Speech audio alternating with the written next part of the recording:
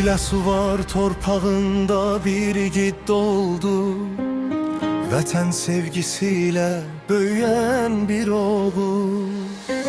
Adı tarixə yazıldı qəhrəman kimi, adı mübariz milletin qüruru kimi.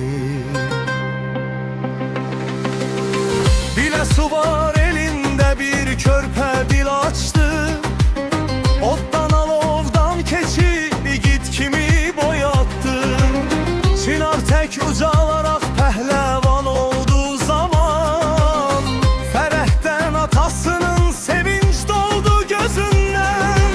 İdman meydanlarında qayıdardı üzü ağ, onu görən söylərdi arxamızdı gələn dağ.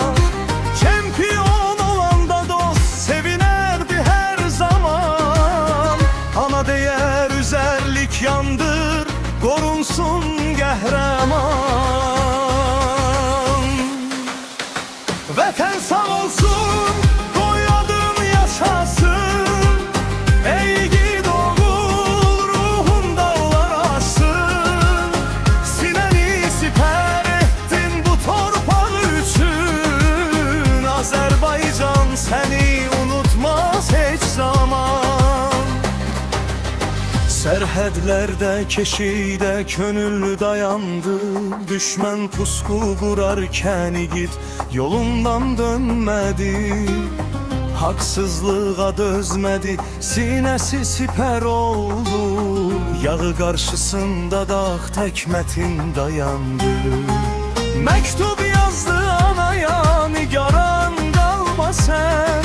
Vətən sağ olsun dedi, yanırdı qəlbi həm. Qayıtmasam bağışla, söylədi o son kəlmə. Bir igidin taleyi yazıldı şəhidliklə. Vətən sağ olsun, qoy adın yaşasın. Ey igid oğul, ruhun dağlar aşsın. Sinəni sipər etdin bu torpaq üçün. Azərbaycan səni unutmaz heç zaman. Düşmənlər qorxdu igidin nərəsindən, səngərlər titrədi onun nəfəsindən. Bir igid bəzən bir orduya bərabər, adın yaşayacaq əsrlər boyu əbəd. Vətən sağ olsun, qoy adın yaşasın. Ey igid oğul, ruhun dağlar aşsın. Tarix yazdı şərəflə sənin adını, mübariz yaşayır Azərbaycanı.